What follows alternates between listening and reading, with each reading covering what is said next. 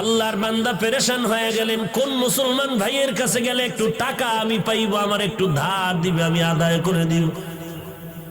চিন্তা করে দেখলো, হ্যাঁ আমার এক বন্ধু মুসলমান আছে, তার কাছে যাই।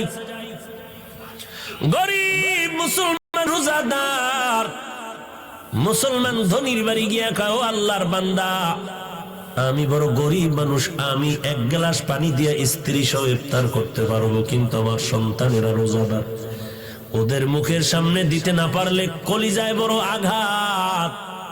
তো কি হইছে? বলে, আমারে কিছু টাকা যদি আপনি ধার দেন, আমি ইফতারের আয়োজন করব, আমাকে একটু সময় দিলে আমি আপনার টাকা আবার পরে আদায় করে দিব। আল্লাহর বান্দা অহংকারী মুসলমান বলে, যাও, তোমাকে একটা টাকাও দেওয়া হবে না। দূর করে দিলেন গালি দিয়ে। মুসলমান বিদায় বেলা চোখের পানি ছেড়ে কান্না করে করে রাস্তা দিয়ে বাড়ি যায় আর বলে, আল্লাহ, তুমি এমন গরিব বানাইছো, আজ আমি বাচ্চার সামনে কেমন করে হাসি মুখ দেখাও? ইফতারি করার কোনো আয়োজন নাই, আমি তো এক গ্লাস পানি দিয়ে আমার স্ত্রীর নিয়ে ইফতারি করতে পারবো, কিন্তু বাচ্চাগুলোরে কিছু না দিলে তো আমি কষ্ট পাবো। আল্লাহর বান্দা চোখের পানি ছেড়ে কান্না করে আর বাড়ির দিকে আগায়। হঠাৎ করে একটা বিধর্মীর সাথে মোলাকাত হয়ে গেল। বিধর্মী ভাই ডাক দিয়া কয়, মুসলমান ভাই কেন কাঁদো? বলে, তুমি শুনে লাভ? বলে, হ্যাঁ বলো। বলে, এই হালাত আমার মুসলমান ভাই টাকা দেয় নাই। দেয় নাই তো ভালো, কিন্তু গালাগালি করে ধমক দিয়া কত বাজে কথা বলে তারাই দিয়েছে। বিধর্মী আল্লাহর বান্দা বলে, যদি মনে কোনো কষ্ট না নাও, আমি তোমার ইফতারির টাকা দিব, পারলে তুমি আমাকে দিয়া দিও, না পারলে কোনো দাবি নেই, যাও তুমি টাকা নিয়ে যাও। লোকটা চিন্তায় পড়ে গেল, আমি কি করব? কিন্তু নিরুপায় হইয়া যখন বিধর্মীর রিকোয়েস্টে টাকা নিয়ে ইফতারির আয়োজন করলো, সন্ধ্যাবেলা ইফতারির সময় বাচ্চাদের নিয়ে মোনাজাত করলো, হে আল্লাহ, আমি কি দোয়া করবো এই বিধর্মীর জন্য? মুসলমান তো টাকা দিল না, বিধর্মীর জন্য আমি কি দোয়া করব? তবে এতটুকু করি, হে আল্লাহ, তুমি দয়ার নজরে, আমি তো বেঈমানি করতে পারি না, যে উপকার করলো তার তো শুকর আদায় করতে হবে। আমি এতটুকু দোয়া করি, তুমি তার সিনার মধ্যে হেদায়েতের নূর দান করে দিও। আল্লাহর বান্দা ইফতারির সময় দোয়া কবুলে এই দোয়া করিয়া ইফতারির আয়োজন কমপ্লিট করে রাত হয়ে গেল। গভীর রাতে সবাই ঘুমায়। এরে চট্টগ্রামের ধনী মুসলমান, ভালো করে শুনো, আজকে তোমার টাকা কুকুরে খায়, কিন্তু তোমার বাড়ির পাশে কত গরিব একবেলা ভালো খানা খেতে পারে না। তোমার টাকা কত বাজে কাজে যায়, অথচ মাদ্রাসায় কত ছাত্র কোরআন পড়ে, এই শীতের মধ্যে একটা কম্বল কেনার টাকা নাই, একটা শীতের পোশাক কেনার টাকা নাই। তুমি যদি বলতা, ও কোরআনওয়ালা ছাত্র ভাই, আমি তোমার কম্বলের টাকা দিয়ে দিলাম, তোমার শীতের পোশাক কিনে দিলাম, ওই বাচ্চাটা রাত 10টার পরে ঘুমাইয়া আবার আজানের আগে উঠিয়া ওযু বানাইয়া ঠান্ডা পানি দিয়ে ওযু করে কোরআন তেলাওয়াত করে, নামাজ পড়ে দোয়া করবে, আল্লাহ, যেই বান্দা আমার উপকার করলো, তুমিও তার একটু উপকার করিও। এই বান্দার দোয়া তো কখনো খালি ফেরত যাবে না, কারণ তোমার আমার জবানে গালি আছে, কোরআনওয়ালার জবানের মধ্যে গালি নাই। ওই তালিবুল ইলমের জন্য সমস্ত দুনিয়ার মাখলুকাতেরা দোয়া করে, ওই বান্দা শুকর আদায় করে দোয়া করলো। রাতের বেলা সবাই ঘুমায় গেল, বেদিনটাও ঘুমাইলো, মুসলমানও ঘুমায় গেল। হঠাৎ করে যেই মুসলমান অহংকারী গরিবের লাথি মেরে তাড়ায় দিল, টাকা দিল না, বাজে কথা বলল, ওই মুসলমান অহংকারী ঘুমের মধ্যে স্বপ্ন দেখতেছে কিয়ামত কায়েম হয়েছে। কিয়ামতের ময়দানে মানুষগুলো গলা কাটা মুরগির মতো চিল্লায়, উপরে সূর্যের গরম, সূর্যের গরমে জমিনটা হয়ে গেল তামা, ওদিকে জাহান্নামের আওয়াজ, মানুষগুলো ছুটাছুটি করে পালায়ন করবে, কোথায় যাবে? অসহ্যকর অবস্থা, গরম সহ্য করা যায় না, মাথার মগজগুলো টাস টাস করে ফাটতে শুরু হলো, চোখের পানি, কান্নার আওয়াজ, ওদিকে আমার আল্লাহ পাকের কাহারিয়তের আওয়াজ চলতেছে, লিমানিল মুলকুল ইয়াউম লিল্লাহিল ওয়াহিদিল কাহ্হার। হাসরের ময়দানটা যেন থরথর করে কাঁপতেছে। ওই মুসলমান বলে আমি স্বপ্ন দেখিয়া দৌড়াইতেছি, কই একটু আমি আশ্রয় পাই, সূর্যের গরম সহ্য করতে পারি না। হঠাৎ করে তাকায় দেখলাম হাসরের মাঠের এক কিনারে একটা সুন্দর স্বর্ণের বিল্ডিং দেখা যায়। আমি দৌড়াইয়া চলে গেলাম বিল্ডিং এর মধ্যে একটু আশ্রয় নেওয়ার জন্য। গিয়ে দেখলাম তালা লাগানো, দারোয়ান ফেরেশতা বসে আছে। বললাম, ওরে দারোয়ান, একটু দরজাটা খুলিয়া দে, এই হাসরের কষ্ট সহ্য করতে পারি না। দারোয়ান ডাক দিয়া কয়, এটা তোমার জন্য বানানো হয়নি।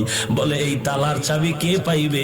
বলে, দুনিয়াতে যারা গরিবের সাহায্য করেছে তাদেরকে আল্লাহই চাবি দিবে। মুসলমান অহংকারীটা ঘুম ভেঙ্গে হতাশ হয়ে গেল। দেখলাম কি হলো, কি দৌড়াইয়া গরিব মুসলমানের বাড়িতে হাজির। মুসলমানের গিয়ে কয়, মাফ করে দে, কত টাকা চাও? বলে, এখন আর হবে না, 1 টাকাও চাই না, টাকা লাগবে না। বলে, গতকাল ইফতারির কেমনে আয়োজন হয়েছে? বলে, শুনে কি লাভ হবে? বলে, বলো। বলে, আমার এলাকার পাশে এক বিধর্মী আমার ইফতারির আয়োজনের টাকা দিয়েছে। বলে, টাকাটা তুমি ফিরায় দাও। বলে, আমি পারবো না, সে টাকা নিবে না বলে ও আওয়াজ দিয়েছে। মুসলমান পাগলের মতো দৌড়াইয়া বিধর্মীর বাড়ি চলে গেল অহংকারী। বিধর্মীর গিয়া কয়, ভাই, গতকাল তুমি নাকি মুসলমানের ইফতারির টাকা দিয়েছো, নাও তোমার টাকা বাড়ায় যা চাও আমি দিতে রাজি। বলে, কারণটা কি? আমি এখন টাকা নিব না, নেওয়ার জন্য আমি তো উদ্গ্রীব হই না, আমি টাকা নিতেও চাই না, পারলে দিবে, না পারলে নাই। বলে, নাও। বলে, না, এত পাগল হয়েছো, এই পাগলটা যদি কালকে হইতি কপাল খুলতো। এখন বিল্ডিং দেইখা পাগল হয়েছো, এখন আর ওই বিল্ডিং তোমার কপালে আর নাই। মুসলমান আরো আশ্চর্য হয়ে গেল। বিল্ডিং দেখলাম আমি, বিধর্মী কেমনে ঘরের মধ্যে খবর পাইলো হাসরের মাঠে? এই বিধর্মী ভাই, কেমন করে খবর পেয়েছ? বিধর্মী ডাক দিয়ে কয়, আর আমারে বিধর্মী কয়া ধাক্কা দিস না রে মুমিন রে। এই মুমিন ভাই, আমি রাতের বেলা যখন ঘুমায় গেছি, ওই ইফতারির আয়োজন করিয়া আমি দিলটা বড় খুশি হয়ে গেছে। জানি না সে আমার জন্য কি দোয়া করেছে। রাতের ঘুমের ঘরে আমি তাকাইয়া দেখি মদিনার পয়গম্বর হাজির। মায়ার নবী এসে আমার সামনে এসে আমার হাতটা ধরে কয়, আর ঘুমাইয়া থাকিস না, ও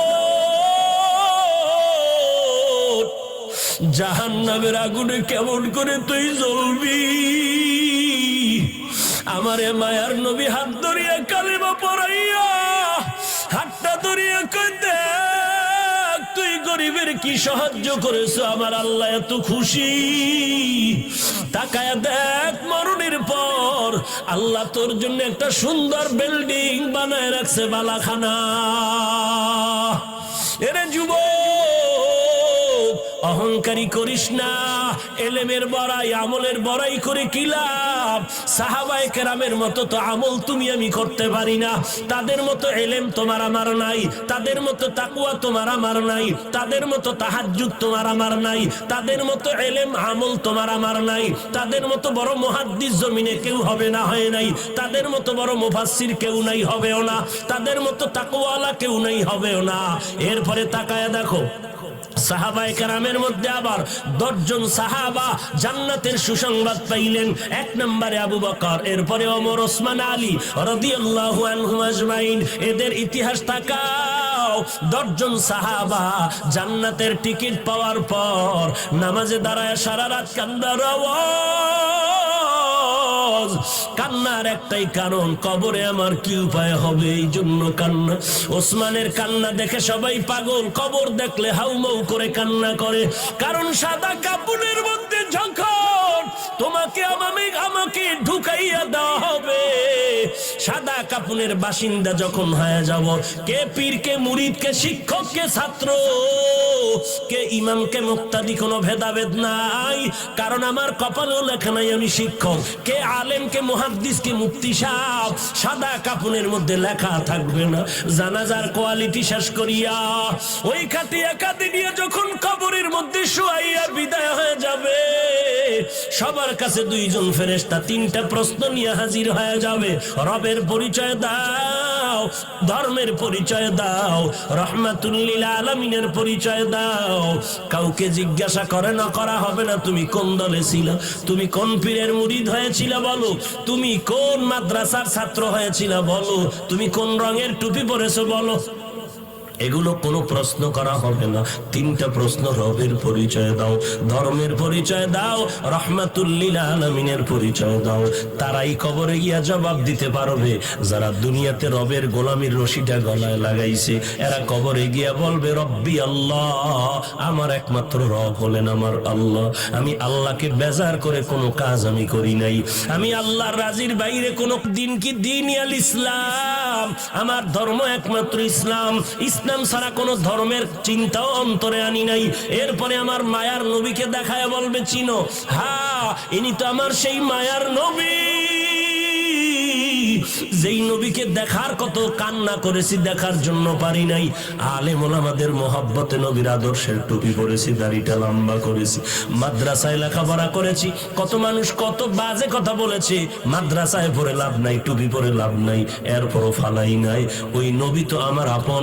আল্লাহ অর্ডার করবে আর কষ্ট দিও না, তাড়াতাড়ি কবরে জান্নাতের বিছানাটা বিছায়া দাও।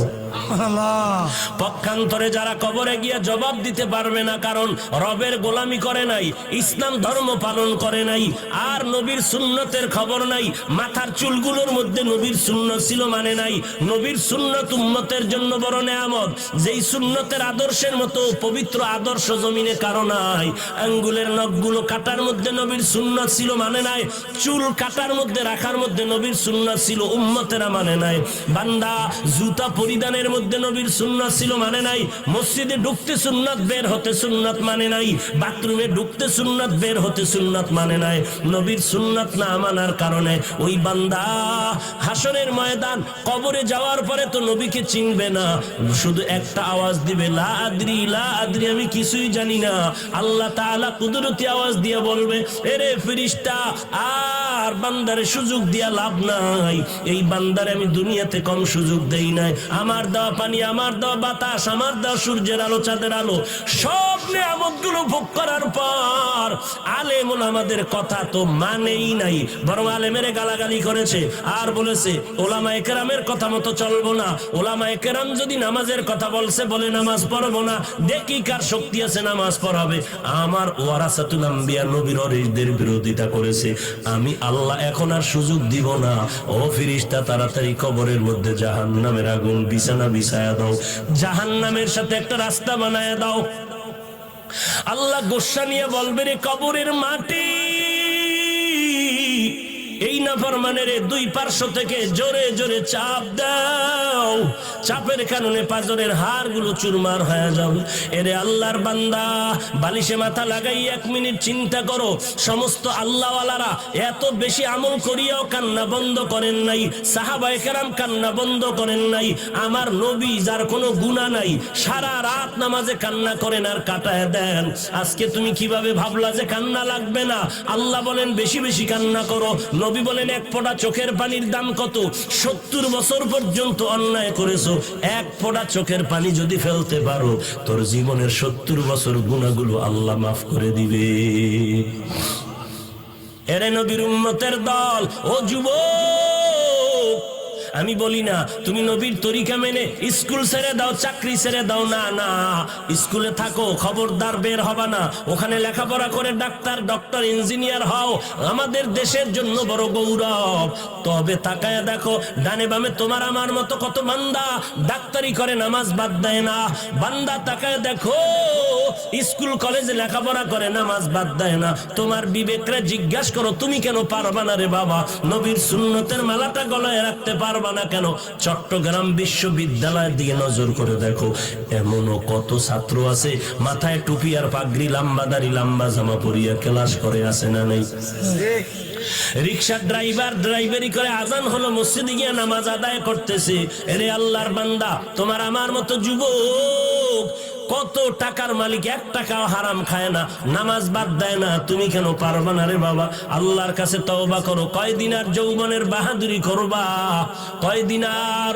তোমার আমার বয়সের কত যুবক এই করোনা ভাইরাসের মধ্যে কবরে চলে গেল। তোমার আমার বয়সের থেকে কম বয়সের যুবকও কবরে চলে গেল। কয়দিন আর বাহাদুরি করবা? আল্লাহর কোরআনটা কি মিথ্যা মনে করেছো? ওলামায়ে কেরামের কথা কি মিথ্যা মনে করেছো রে বাবা? যদি মিথ্যা হইতো সাহাবায়ে কেরাম জীবনটা দিয়ে কান্না করতেন না। আল্লাহর নবী এত কষ্ট